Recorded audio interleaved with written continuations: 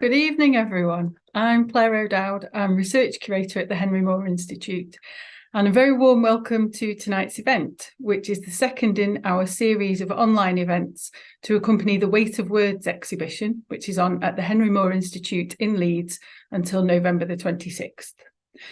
The Weight of Words exhibition and events programme are part of a long-standing collaboration with Nick Thurston, who is Associate Professor of Fine Art at the University of Leeds, and he'll be chairing tonight's discussion. Our collaboration started back in 2021 with a 6-month-long research season exploring the links between sculpture and poetry. We looked in particular at the points where the two disciplines intersected or overlapped. And through a series of online conversations between poets and sculptors and 2 conferences, we began to map out some of the areas in which neither art form was privileged. And we found some really exciting and really innovative work that was taking place at the boundaries. You can watch recordings of those events on our website, and there's a whole range of extra resources, reading material and critical writing available on the Sculpture and Poetry website, which is hosted by our wonderful colleagues at Corridor 8, the non-profit platform for contemporary visual arts and writing in the northwest of England. There'll be some links coming up in the chat so that you can find out more. The Weight of Words exhibition was the natural next step for us so that we could show the kinds of work we'd been discussing throughout the research season. The exhibition features an international and intergenerational group of artists who work at the crossroads or the limits of sculpture and poetry. But the exhibition itself has generated new topics for exploration, and so the series of events that run alongside the exhibition will explore these in more depth. So, without further ado, it's my pleasure to hand over to Nick Thurston, who's going to say a little bit more about what we're up to, and will introduce this evening's speakers. Thanks, Claire. It's lovely to get back to this conversation, really. Look, our exhibition's title will be very familiar. The phrase, the weight of words, it's pretty much a cliche, right? In the sense that it's a commonplace way of metaphorizing the idea that words have an impact which is disproportionate to their seemingly simple presence. And when we borrowed this cliche as the title for the exhibition, we were very intentionally wanting to invoke that familiar sentiment, the idea that words mean more than they are. But we also wanted to play on a literalization of that metaphor, because the exhibition also explores the actual physical weight of inscription, of speech as sound waves, of the things we use to convey expressions, of language in general when it's treated sculpturally. So in this series of discussion events, we wanted to invite people who have thought profoundly about how we pay attention to one or other of sculpture or poetry. Or better, like tonight, people who care about how we pay attention to both of these art forms. Now, when we were first planning this whole project, we found ourselves attracted time and again to the work of practitioners and critics who seemed to be asking, what kinds of new attention do we need to invent to engage with work like this in the show? And which traditions of inventive attention should we return to and learn from? So these discussion events like tonight each bring together a pair of people on a kind of intellectual blind date.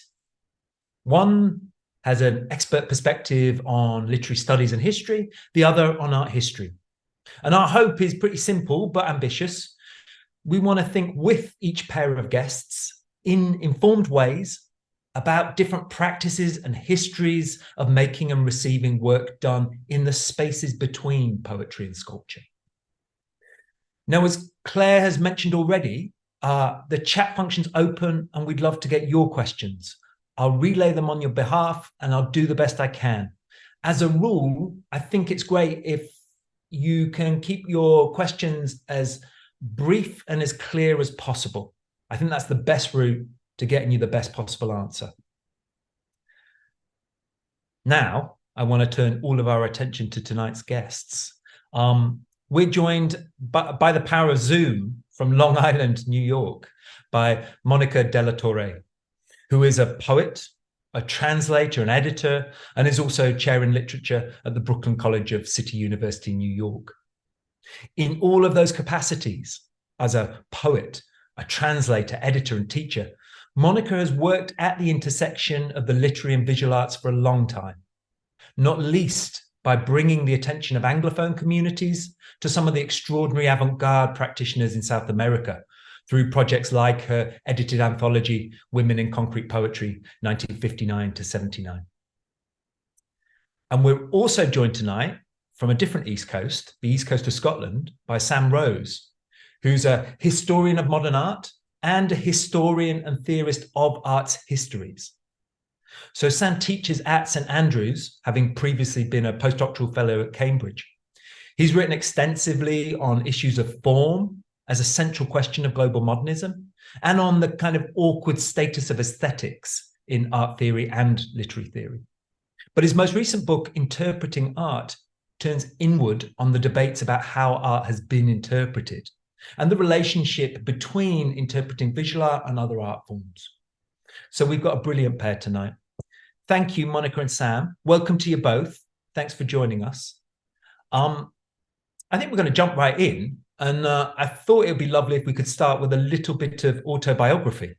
So I'm wondering, maybe starting with you, Sam, if that's okay, if you could tell us a little bit about your own interests and experiences in terms of working at the intersections between literature and art, be that as an expert or as a kind of non-expert and audience member. What caught your imagination about the connection and why? Great, absolutely. So I'm not sure how much this will be autobiographical, but it's, some of my kind of interests in relation to this exhibition, this theme, and it's also going to be quite general, but bear with me on that. So one of the things that really caught my eye in the exhibition text was this question of whether works have a voice.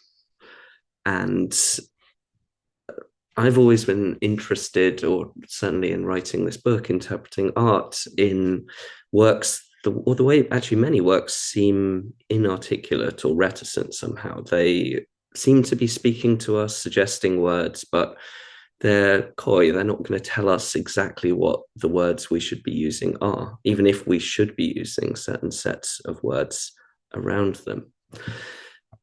In that book, then, I tried to write about all the different ways that historians and critics have used words, have written about works, all the strategies they've had. And one of the things that I find particularly fascinating is how it's a real thing among art historians that they kind of long for the poetic in a way. And they often come up with these amazingly poetic and creative responses to works, but they also desperately want to pin this back down to something like history or intention and say, these are the right words to have used. These are not just some extra words I've generated. And this example here, this is the tomb of Doge Vendramin in Venice, and John Ruskin goes to see this with his ideas about the moral degradation, corruption of Venetian society at the time. But it's fascinating that when he takes his ladder and climbs up and confirms for himself that, yes, the sculptor really did not bother to carve the other side of the head, this doesn't any longer become just a thing about the society or the culture. This becomes something that gets read back into the mind, the activity of the artist themselves. It's as if he really knew that the artist was kind of thinking in these petty ways. More recent example that I was fascinated by was this kind of very minor controversy over an art historian who was refused permission to publish, or allegedly refused permission to publish, an essay on Dina Lawson. And this was because that art historian had interpreted Lawson's work in a way that went against how she thought her work should be interpreted. She'd been very specific about how certain bodies of work don't go together, and it would be wrong to think of them that way. And we might not think anything of this, but reading through his text, I was fascinated by the way that he used these ways of speaking that really suggested, almost as if he'd seen, well, not almost, just actually as if he'd seen into Lawson's mind and was giving her reading of her own work. It's these subtle ways of speaking that we almost don't notice because they're so habitual, saying Lawson understands the body this way, and so on. So just some general things I was interested in, questions of how creative or poetic should we be? Who gets to use words about works? Who is the appropriate? Is it artists or critics or others? And in relation to that, in this exhibition in particular, what happens when we actually bring words into works? And I just very quickly, these are, so La Font de Saint-Yen, supposedly the first art critic, some say, but just art criticism, not as we would imagine it. This is maybe his best work, and it's actually not exactly an exhibition review, but a dialogue between the city of Paris, the Louvre, and the ghost of an academician who's been dead for 100 years. And then this is another academician painting him kind of in the river Styx for his art critical sins. So that's what happens with the words. Well, maybe instead of painting the critic or creating an etching of the critic in the river Styx, you can actually use your sculpture to counter these words, to destroy those words even. This is John Latham's Art and Culture, where famously he and his students take Clement Greenberg's text, this book which for all of them has come to seem like the kind of monument to everything that they don't want to do, and to this restrictive, critic coming from on high and telling them about art. And they chew it up page by page and spit it out and kind of distill the essence, which is what ends up as the sculpture, like the destroyed book. Or another use of these words in sculpture, which is, I think of this as a kind of bossy use of words.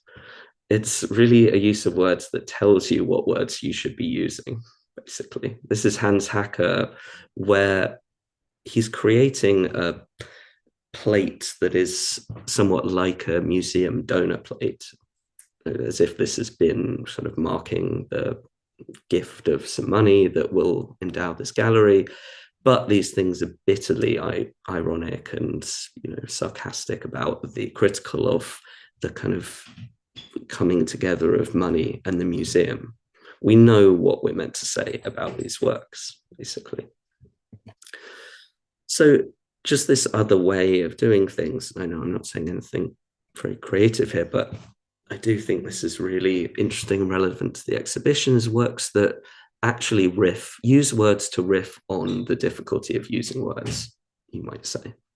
The art and language is secret painting, where you have this artwork that is covered up and the words tell you that the work's going to be kept permanently secret. It's something that we'll have to, talk about, think about, to actually come to terms with. Coming into in their later work, when they look at Dutch landscapes and find this kind of sculptural technique of painting snow over the top of the painting, and they start to build this into works that snow on the painting, as they put it, obscure the content underneath in this slightly sculptural way, to again kind of stop the idea that there's some easy access to it, which culminates in this work, which you can't see. I actually couldn't get a good image of this, unfortunately, but the words hello are there right at the center. And it seems like a kind of monochrome painting, but as you go up really close to try and figure out what's going on, you realize that there's actually a fully representational painting behind it. And this is basically a sheet of glass that's been screwed over the top. And the words are there to kind of taunt you, make you self-aware, make you try to, think about what it is that you're doing, peering through this work, trying to access something that has been hidden from you in some way or other.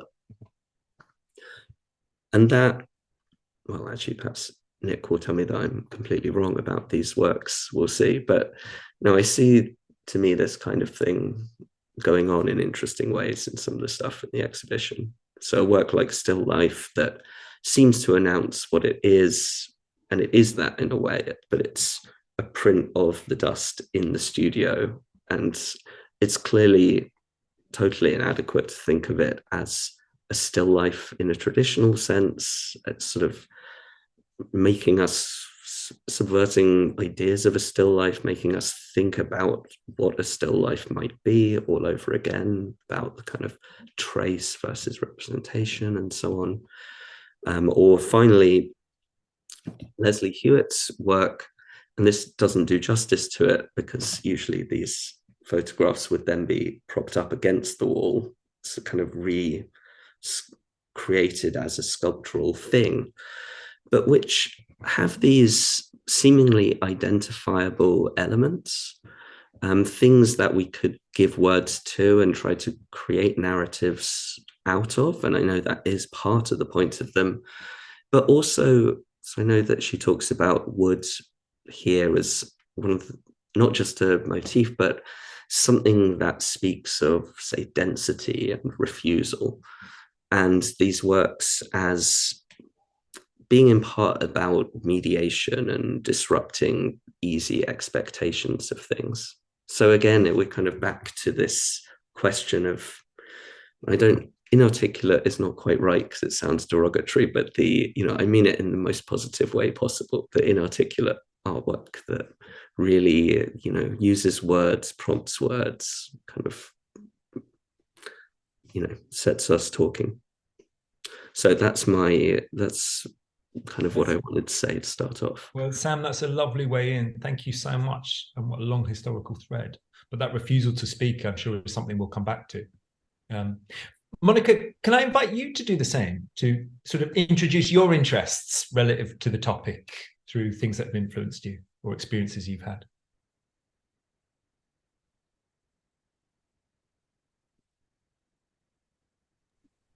I'm muted. Hello again. It's really great to be here. Lovely exhibition. I love the prompts, and it's great to be in conversation about this subject I care a lot about. A bit of autobiographical information that maybe contextualizes my interest and work at the intersection of the visual arts and poetry. I think it mainly was a social issue. One of my first jobs in New York City was at the Mexican Cultural Institute of New York, which is part of the Mexican consulate. And I was the coordinator of visual arts programs and literary programs. It so happened that those two branches were combined. And so I met a lot of artists. I met a lot of Mexican artists who I hadn't met in Mexico, but I met them here in New York City. And I met a lot of writers, and I was, kind of torn between two social spheres that overlapped very little. And I realized that the art parties were always infinitely more fun than the literary parties. And I was always devastated when my artist friends who were participating in all these really cool exhibitions at artists run spaces in Mexico City and in New York had absolutely zero interest in poetry, right? So that was maybe the seed of my concern and my wanting to find and discover examples of people who had actually practiced in both worlds. And I will share a presentation. Okay. One of the first artists that I became aware of in the early 2000s was Ulises Carrión. Ulises Carrión was a very promising young fiction writer in Mexico in the late 60s and very early 70s. He was part of a social circle that involved Octavio Paz and all the major publishing houses in Mexico. And he was on track to become a very recognized figure in literature, except for the fact that he decided to go to Europe, leave Mexico behind, in part because of its conservatism. And the story goes that he gives up literature. and becomes a conceptual artist, a founder of Other Books and So, which is perhaps one of the earliest bookstores in Europe devoted to artist books. He founded it in 1975, as we can see. And what he distributed and supported in this at Other Books and So was other books, non-books, anti-books, pseudo-books, quasi-books, concrete books, conceptual books, structural books, project books, plain books, multiples, posters, postcards, records, cassettes. This really was a social place, a social hub where a lot of people interested in the book as an object distributed the work. Now, how did he arrive at this? His investment was first in poetry. So he abandons fiction, he abandons writing in Spanish primarily. And one of the first things he did was participate in an exhibition for an artist-run space called In and Out Center that was based in Amsterdam. A lot of Latin American artists were there, as well as Europeans. And his participation in the inaugural exhibition of the space is basically a work of plagiarism. He takes books that he likes, calls them the collected plagiarisms, as you can see there, puts his name on these books and hangs them from the ceiling. So that's his one of the first gestures where he's actually leaping into a different medium and practice. And it's symbolic, of course. It's an act of plagiarism. Then he starts actually taking ideas around plagiarism and found objects and incorporating them into the writing, where he actually refuses to engage in writing. But this book is his first book work. That was his terminology for the artist book. He called them book works. He thought of book works as time, space sequences. And this one is called Sonnets. It was published in 1972 by the same organization, In and Out Center. And what it consists of is, I like thinking about them as vandalisms, acts of vandalism on a poem by Dante Gabriel Rossetti called Heart's Compass. So he subjects the poem to a number of different treatments, and the titles of the poems announce the procedure. So alphabetical sonnet, he basically alphabetizes the lines in the poem. Vowel sonnet, he strips the poem of all its consonants and keeps the vowels. He also, there's a vertical sonnet in which the lines are displayed vertically. There's one that has a this side up, this side down, as if it were packed material, etc. So this is, again, plagiarism. He's taking a found text and turning it into a found object that really emphasizes the support that the book provides, that framework. This is his second book. It's called Arguments, and it's really interesting. It was published in England by Boges Press in 1973. And what it does is Carrion actually had studied at the University of Leeds, and he was very interested in Shakespeare, wrote a dissertation on Shakespeare. And these arguments are, I think it's a mistranslation. The word for a plot in Spanish is argumento. So he calls them arguments, but they're not necessarily arguments. They're more like a stripped down plot.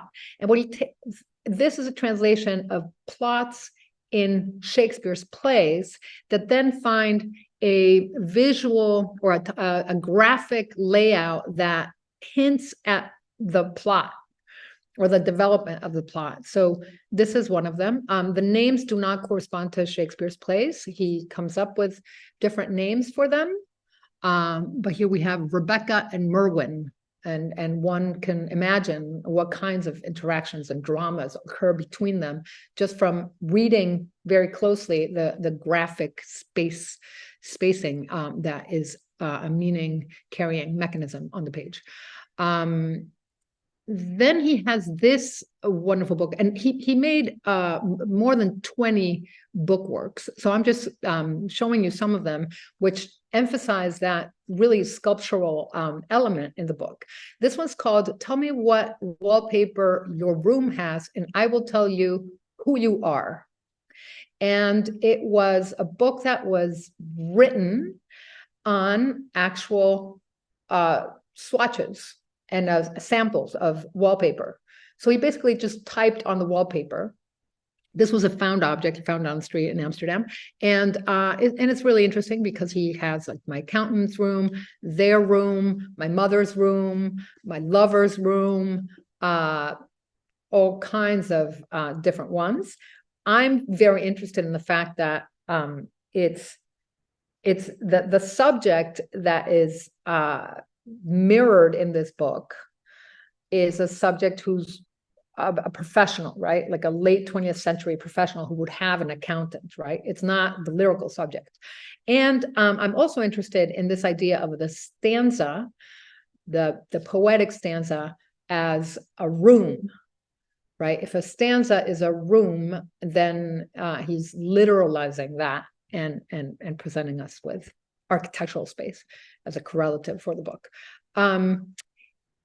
I also want to posit that in his case, one of the things that happens is that the more stripped the book is of actual literary content or words, the more sculptural it becomes and the more realized it is as a book work. So the procedure is really to strip literature from the book. And this is another book work from 1975, I believe. It was an issue of the magazine Cress, and it's photographs of this card holder, not really a Rolodex, but it contains all his contacts. And what he does is every caption lists a different operation that's been performed on the card with the cards, and it basically is groupings of people according to a wide array of rubrics. So this one is, I despise some people very much, right? So people he hates, but he does it with people he loves, people who speak his mother tongue, people who he's attracted to, people who stayed at his house. So it becomes more and more and more social, right? The practice, to the point that later on, in the 80s, he abandons books and does performances. This one is called Gossip, Scandal, and Good Manners, and it was done in 1981. And it consisted of recruiting people who would participate in the spreading of gossip, so that then they would document what their finds, and that's what you're seeing on this slide above.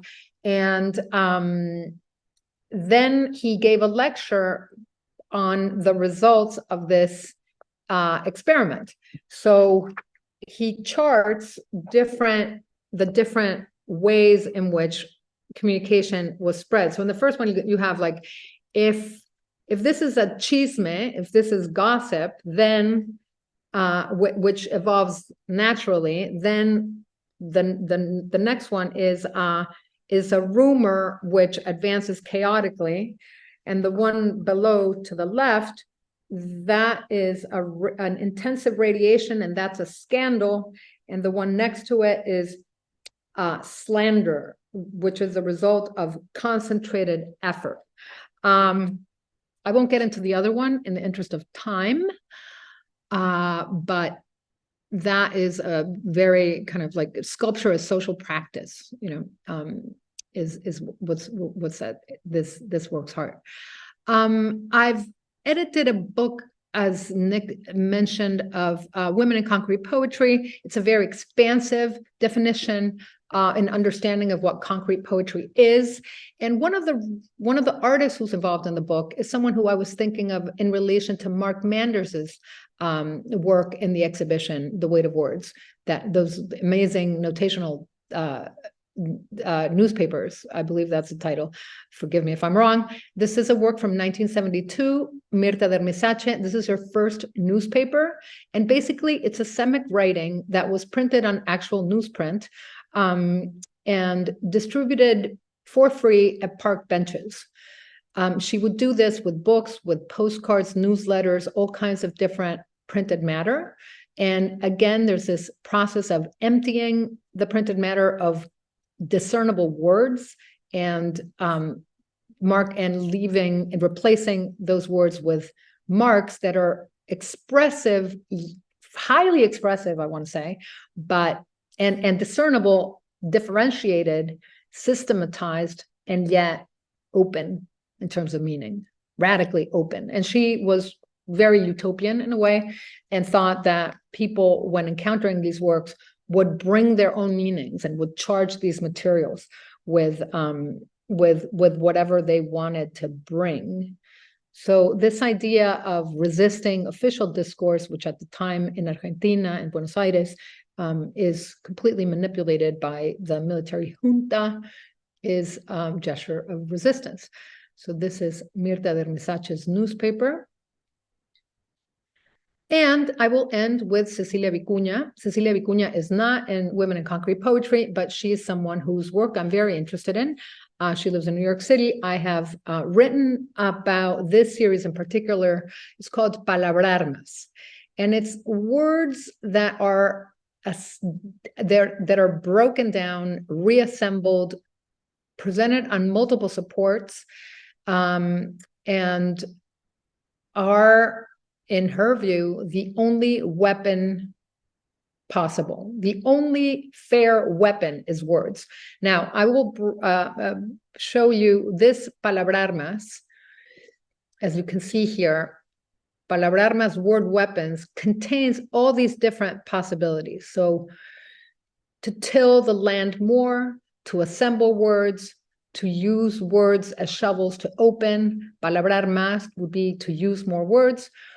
They appear in banners, in posters, in films. They're activated as props in public performances. And these are other examples: verdad, truth, to give sight; verdad, to see and to give. And I will show you what she's done with that.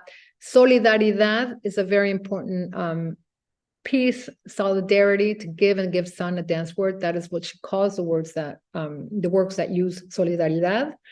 Son and give and give and give.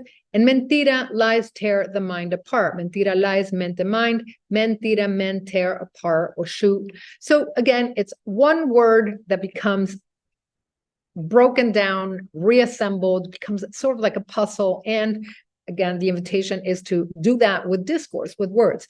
The piece Solidaridad, and it's over here. Solidaridad, the first time she used Solidaridad, she was actually in London in 1974.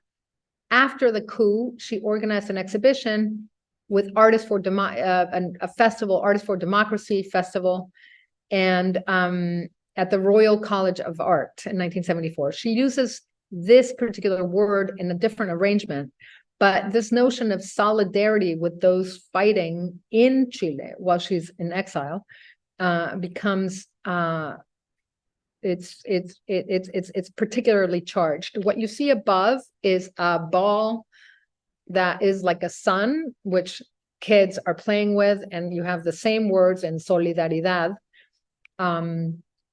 that are being used in this performance or activation. That was in Bogota, where also she was participating in numerous acts of solidarity, but she went from someone who was a student in London in 1972. She had received support to go to the Slade School of Fine Arts and became a political exile because she was not able to return to Chile and then settled in New York City. So with that, I will end. That was amazing, Monica. Thank you. I want to stay with your thread there because, you know, as Sam was talking in no small part about the authority of the historian or critic and their worry, or they want to pull to something more lyrical or literary, and then the demand or the anchor of history and the historical account. But we had you there at the end with someone you're currently fascinated with. Mm-hmm. And there's something particular, and I think there are maybe obvious reasons and maybe less obvious reasons, but there's something particular about the common occurrence of poets having a relationship to critical writing or the writing on other poets' work. And actually, I was thinking that Vicuna, a good example herself, an editor of a very important anthology. Yes. You're right. Yeah. Before she was well known for doing other things in an Anglosphere, at least. So I was thinking about that, and I was wondering if we could pick up on that. There's this strong tradition of practitioners doing critical work in modern poetry. I'm thinking in no small part about that recent reissue of John Ashbery's writings on art that you have wrote a beautiful introduction for. So I wonder if we can stay with your fascination and that lovely relationship between poetry and critical writing. And I don't know, that funny willingness to wear both hats. Interesting. I think of it in terms of translation almost. In Cecilia Vicuña's case, part of being in exile is not only there's this isolation between mediums. The people who know her poetry in the past tended not to know her art at all, and the people who knew her art didn't know her poetry. And then there's a language issue. If the poetry is in Spanish, then there's a receivership or an audience for the work, the visual art, right? Because it eschews Spanish. So then there's always that complication. But when she edited that anthology, the Oxford Anthology of Latin American Poetry, I think really what she was trying to do was bring her everything that ever informed her as a poet and an artist, make it available in English. And it was an incredible undertaking, incredibly generous. I mean, that act or that thing is in part about sort of making available and giving, it's almost like curating or something, things that people wouldn't have had. I wonder about, you really will have to tell me, but with poetry, later 20th century in particular, there's actually kind of less of a culture of attempted control, almost less of a worry about, the wrong words being used. Like there's more openness to writing on one's poetry, whatever form it might take. I don't know if you can, think of instances of poets actually reacting extremely badly to people writing about their poetry and sort of, having fights with other poets about this. But it seems, from my limited knowledge, to be something much truer of the world of visual art in a strange way somehow. What about the other side of that, Sam? One of the obvious connections between poets writing criticism is that in both cases their toolkit is language, right? So one thinks there should be a kind of easy slide from one way to the other.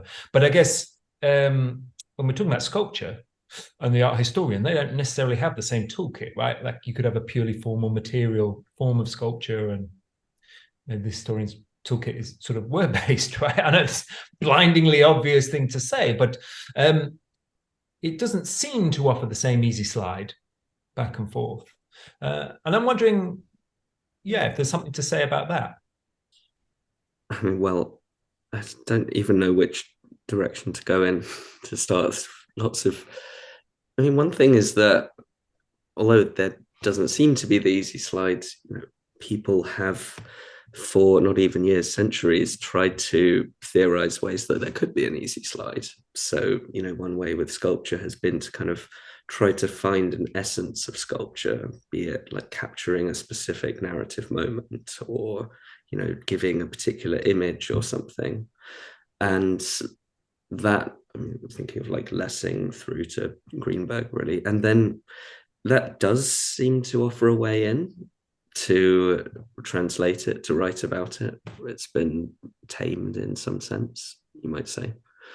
The other thing that this is more of a current thing, obsession, I guess, with art historians, is that sculpture seems to not just resist in the sense of being visual and that not being easily translatable, but the actual process of making seems so readily there, or so kind of undeniable a fact, that it seems to make it harder for some to neglect what is, probably ultimately a form of non-verbal, practical, tacit activity that goes into making this work. I think of, now, I mean, I'm drifting into just like anecdotal, personal, but the historians of sculpture I know have become obsessed with, in their lives, in not just intellectually, with like making, they pots, they do like incredible woodworking, whatever projects, and then it's not actually about recreating the sculptures as such, but I do think that this has kind of affected the way that they think about the world and their need to, change, kind of understand something about this way of grappling with material somehow. Yeah, that extraordinary kind of presence, right? I'm so pleased you followed that anecdotal chain for us then, Sam, because I think it loops back to precisely part of what Mónica was saying about editing in the case of Vicuña, about sort of showing what she cares about relative to that topic. I think it's I don't know, I'm going to belabor this a little bit probably tonight, but it's another way of paying attention to the thing at the center of the care. And that's what I also hear in what you're describing as that kind of turn for certain art historians. I wanted to maybe respond a little bit to the question that Sam asked earlier about whether there are poets who resent or would be up in arms about the way their work is written about. And I think that's like, it's so, I think the last time that happened was with the language poets. I anecdotally also know that, like, for instance, there was a symposium devoted to the work of Bruce Andrews not that long ago at Fordham University, maybe say 10 years ago, 7, 8 years ago. And when it was his turn to speak after a day-long series of presentations, he did correct the panelists and had beef with a lot of the way in which the work was received. But other than that, just there's such a dearth of writing on poetry nowadays that it's almost like anything you get is good, like, why would you quibble with it? But yeah, at least you got recognized, right? Like, who's writing poetry reviews now? But one thing I was thinking about also was like phrases, in relation to what you were talking about, Sam. How one way in which poets respond to art when they're not necessarily writing about it critically, which also seems to be more rare than, say, with Ashbery's generation, is that they do exactly what you identify art historians as doing, as in terms of like assuming what the artist intended and then voicing it. But the form that takes is ekphrastic poetry. And so then you have the artwork speaking, and maybe speaking about its own intention, its desires, its aspirations, but it lacks the authority of an art historical text, and therefore it gets a free pass. And that's a practice that I personally am not very interested in, that type of ekphrastic poetry. For the same reason that I'm interested in work at the intersection of both disciplines, I've written my fair share of work in response to artwork. And I just inevitably find myself resisting that mode and trying to do something different, which is learn something about the treatment and the handling of materials when those materials aren't verbal, and then trying to adapt that to the process of making a poem, writing a poem. And I find that generative because it allows me a way into the process that is not discursive, which I think is at the heart of the work that I presented on. Is like they're all trying to avoid discursiveness. Yeah. Mhm. Yeah, and I guess certainly in Carry-On's case, it's intentionally something that gets pretty close to the anti-literary as well. Right? Yeah. Yeah. Mhm. I don't want to break this flow of conversation, but I want to pick up a question that's come in from one of our attendees. It's a great question. I'm just going to read it out because it's really well phrased. So thank you, Amy. When poetry moves towards the sculptural, the semantic field of language is often destabilized through drawing attention to its materiality. Now, is there a similar destabilization of sculpture's field of meaning when it veers towards poetry? It's a big question, epistemologically, but I think little answers are as good as big ones. We can sit on that for a while if you want, because it is a big question, actually. So for what it's worth, Amy, I think so, yes. We can elaborate on that if we want, but certainly in terms of conventional or expected field of meaning, something changes.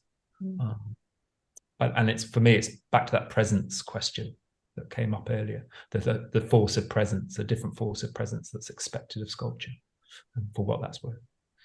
I find it difficult to answer just in a historical sense, because when the veering towards poetry of sculpture is at this point, sculpture seems to be such a divided or multiple thing, that it's almost like veering from what it's sort of been so destabilized already. I'm just thinking in terms of, say, 60s, 70s comings together of these things, that I don't know, I would almost just like more of this, not more of the same, but these same processes seem to be in play. To me, it's a kind of another way of exploring things that have been going on in sculpture.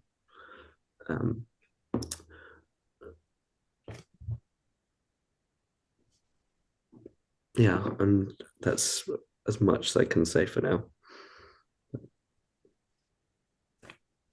Do you have anything on that, Mónica, at the moment, or you don't have to?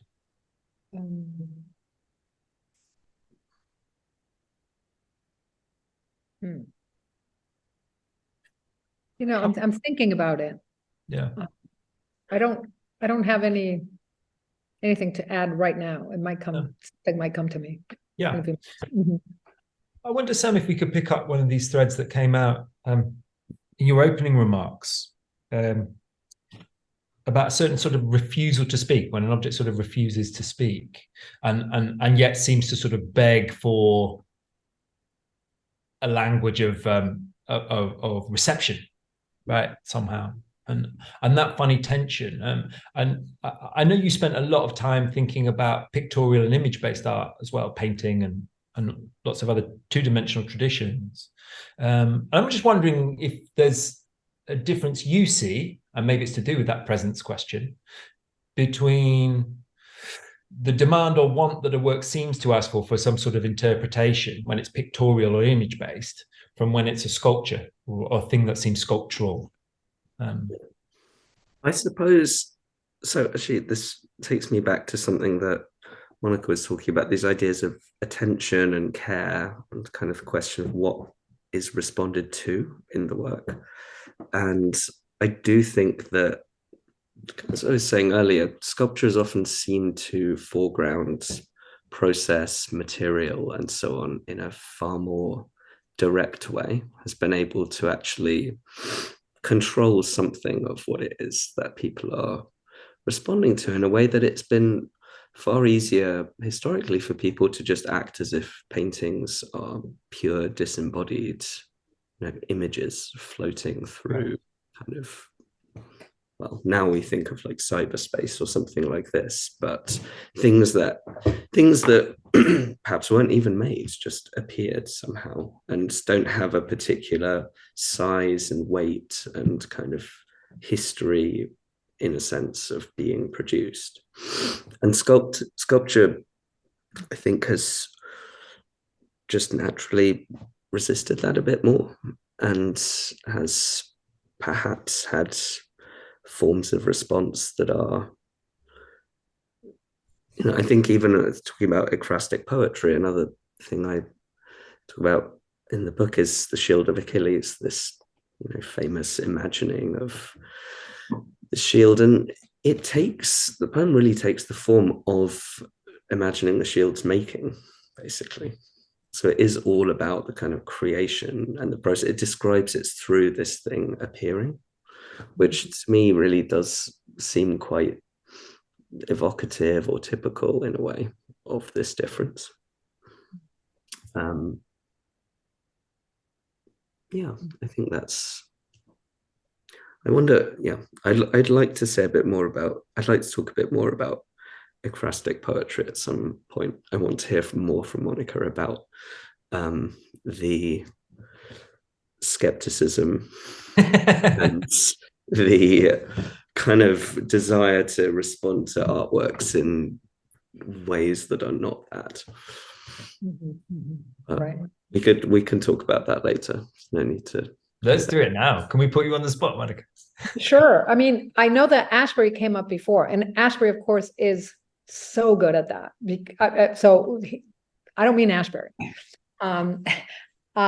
Why do I think he's so good at it? Because I think one of the things that happens is that he's confronting this desire to speak for the object, not only from the standpoint of the speaker of the poem, but he brings in all kinds of other discourse that's generated around the artwork. And we're thinking, I think, or I'm thinking of self-portrait in a convex mirror, and constantly collapsing that discourse with the object that ultimately is impenetrable. And so this repeated failure to actually do that thing that some art historians and some poets feel so comfortable doing, speaking for the object that refuses to speak, I think is what's at play in his work. And that's why, I like it so much. But but so that just like you've just given an amazing advert for ekphrastic poetry, because like it's and you said it very well, that it often does do these things that seem to be weird when art historians do them, but it's almost like ekphrastic poetry is a safe space where you can speak for the object, speak for the artist. It doesn't matter that there is, there's a fictionalizing thing going on. And in Ashbery, all the kind of ironic play with these things it's incredible, and it's so revealing of kind of the way that people talk and think in ways that I don't think I could just write, or very few people in the world could just write a text that would explain any of this. So to me, maybe it's just that ekphrastic poetry has very rarely been done incredibly well. I don't know. I mean, the analogy of the convex mirror is really important in that Ashbery title. And I was thinking, as you were talking, Mónica, and you were talking about your attraction to carillon and the way in which he complicates the speaking subject in his work by using all of these conceptual techniques to refuse the more conventional lyric subject position or voice, right? And I wonder, is there something in your I don't know what we're going to call it diplomatically, reticence around ekphrastic writing? Are you more interested in meetings between the literary and visual arts when that subject status or the voice gets complicated? I get messy, I'm guessing. Yeah, okay. Absolutely. Yeah, absolutely. But also I think there's that which is at the heart of almost every poet. Like the poetry I tend to respond to is complicating the source of the voice, and troubling it, and really positing that there is no such thing as an essential voice that one can tap into. But also what I'm interested in is just the triangulation between the author, the artwork, and discourse or language. So why respond to something that's outside language by generating more discourse around it that is stable, or that doesn't confront its own limitations, Like I'm interested in the triangulation precisely because it takes you away from language. It's funny it's so fascinating to hear, because I always imagine in this sort of idealized way ekphrastic poetry as, you know, a space where these things can happen, but I guess you're saying that actually it is itself on the whole actually quite limiting and limited. It doesn't put these things into question in the ways that poetry and writing really should or could. It sort of creates actually quite stable texts that are just commentaries on things and other, yeah, that's really interesting.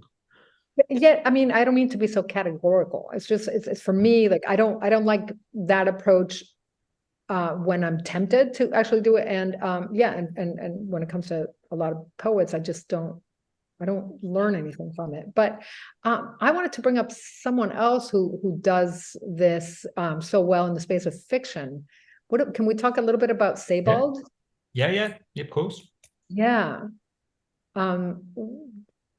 How would you think of what he's doing ekphrastically? In relation to his own image sets, the photos that that appear in the novel, yeah. Rings of Saturn and things like that. Yeah. Mm-hmm. That's a really interesting question. I think there's an interesting historical question there, because recently the photographs have been exhibited by themselves posthumously. You know, which is a twist. I always thought, you know, just as like a very naive, I remember as a student reading Sebald, you know, like a classic kind of tutor points you towards something that you've got no idea like what even to do with it once you get inside it. But this amazing refusal of the conventional relationship between text and image, which is that one should illustrate the other, typically the image illustrating the text, and somehow some sort of disjunctive rub coming between the photo and, you know, the narrative thread, be it fiction or autofiction or whatever we're going to call it. But so this different kind of rub between image and text that but then so beautifully sort of unannounced, because they behave like plates. These things, they seem to sort of exist somewhere between travelogue, you know, old-fashioned kind of narrative and landscape writing, right? Illustrations, and artist books, you know, at the other end of the scale. And there is this genre of, I don't know if something like Georges de Huberman's book Bark, which features these photographs that he's taken while narrating things, that you know, there's reference to the photographs sometimes, but there's not a clear relationship. And we should say Huberman's there at, you know, at that awkward intersection of being a historian and philosopher as well, you know. It's true. Although, I mean, he's really breaking out a bit there in the sense of, you know, we discussed this another time of, you know, when people do things, when people get creative to a certain extent, they just stop being regarded as critics or historians or whatever, you know, they're described as poets or artists, which is handy if you're already a poet. You maybe have the I do have a semi-serious question about that, but maybe well, I say this is semi-serious because I think the answer will probably just be very basic or whatever, but I have to ask, so Mónica, you're talking about these amazing works that, you know, concretize for words and so forth, but even the artist book more generally might be a thing that's kind of continued into the present. But I just wonder, in terms of your own interest, desire to actually create things of this kind, I mean, do you ever feel the pull to actually, you know, move into a more concrete visual form of practice? I do, but I just don't feel like I have the skill set. Okay. Because there was a related question, which when you talk about the lack of overlap between the spheres that you encountered and that kind of generated a lot of this interest, I just wondered, do you think this is a thing in kind of the contemporary poetry, contemporary art worlds, that the artist's book, the overlap, is not really being pursued in the same way, or is such a norm? Or was this very particular to that art and literary scene that you encountered there at the time? I think it is being pursued, but the form it takes now is much more influenced by social media. It's like post-internet poetry that might also have a lot of visual material. So it's like, I do think that this interest in materiality has taken a different form because it's immaterial. Yeah, I think it's that the status of the book is different in a transmedial kind of media sphere, right? Like where we have this bit, whatever you want to call it, post-digital or whatever circumstance. And so, I think that one of the things that always strikes me, and your slides, Mónica, reminded me of this at the bookshop in Amsterdam. This amazing status, this amazing stable status that the codex volume can signify literariness. And Karen has so much fun messing with that stability of that signifier in the bookshop. And I'm not sure it's the same anymore. I'm not sure. The book isn't the only, it may still be the privileged signifier of literariness, but it's not the only one. So maybe it's not so easy a target, but for a kind of or a reflexive critique. But that made me think about your later slides and Vicuna and how extraordinarily prescient her expanded practice, going out to the street, to badges, to this extraordinary, in the name of protest, from I don't know what, the force of demand of her political circumstance, feeling that words are the only weapon left, as you put it, as she put it and you put it. That practice is just extraordinary, and so ahead of its time in these quite strange ways. I wonder if we could say that, or go to that social sculpture question, and that idea of the material presence of language in social situations. Yes, that actually ties into something I wanted to respond to in terms of Sam's question, which is that I think what I'm seeing is less of an investment in the intervention of the book and more of an emphasis on formativity, activation of poetry in social spaces. So that's what I'm saying. A lot of performance work that maybe involves collective actions, projections, multiple voicings.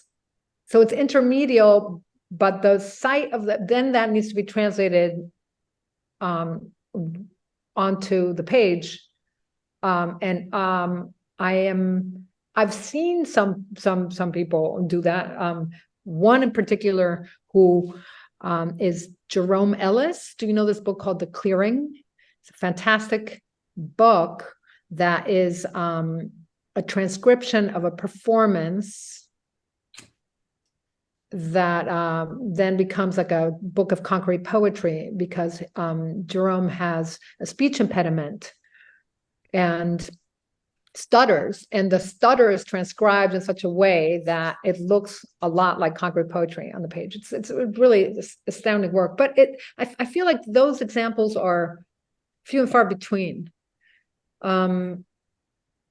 So yes, so to your point, Nick, maybe the question is, people are being brought together in social scenes where poetry is activated in all these forms that are off the page, but is there a political urgency around that? I think that's a missing element. I think the investigations tend to be more formal, really dynamic formally, but then there's that, like, is it a spectacle I mean, so that's also something sometimes I become a little skeptical of. Does poetry need to become a spectacle in order to be relevant in this age?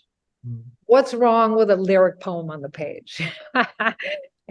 And I do love poetry that doesn't do anything other than like just exist quietly on the page. Yeah, whereas art seems to be so caught up with just this worry about becoming, just lapsing into being pure spectacle. You know, slides at Tate Modern, giant experiences that you don't have to think about, and various forms of internet art which kind of embrace or riff on this. So we have, I guess it seems very different, a kind of converse thing, certainly within art history, but I want to say areas of criticism in art itself, this obsession with materiality that has kind of grown up as a counterpart to the dematerialization of the internet and social media and so on. I think you can chart it quite neatly as a counterpart in how much it's discussed. But yeah, it's partly the thing about the cultural reception, and you know, perhaps there are just more people willing to, you know, say extremely, well, I don't know, trite things about art, or you know, there's like more fighting over art in a way, because it has just become such a thinking now of going to see works being kind of digitally recreated, or you know, going to the Louvre where you can listen to Van Gogh talking about himself and why he cut his ear off and so on. You know, it's like a different situation of the of art itself, but of many of its media, which has sort of demanded this very different form of response. I've just, sorry, I'm enjoying this so much. I've completely lost track of time. But are there any threads that either of you would like to bring up relative to the topic that we haven't had a chance to yet? I don't mean to put you on the spot. I think not without opening up things that would take like another half hour to go through. I'm conscious we have overrun already. So if there isn't anything immediately pressing, I think this might be a very natural conclusion. And so I'd like to say thank you to you both. Thanks for being just so open and willing to chat, and for the beautiful insights into your own exposure to these topics. I'll hand back to Claire, but thank you. Thank you both for that. That was amazing and incredibly thought-provoking. You've given me really a lot to process, and I will enjoy doing that. Thank you. Just to say before we go that the next event in the Weight of Words series will be an in-person poetry reading and discussion, and that'll be at the Henry Moore Institute on the 18th of October with Caroline Bergvall and Vivian Ravinthuran. Apologies. You can see Caroline's work on display at the moment in the Weight of Words exhibition, and that'll be on at the Institute until the end of November. So there is still time to come and see it. But we are out of time. So it just remains for me to thank Nick for his always excellent sharing. And a huge thank you to Mónica de la Torre and Sam Rose for an absolutely brilliant discussion. I have enjoyed it so much. Thanks to all of you for watching and for the excellent questions. And we will see you again very soon. For now, good night.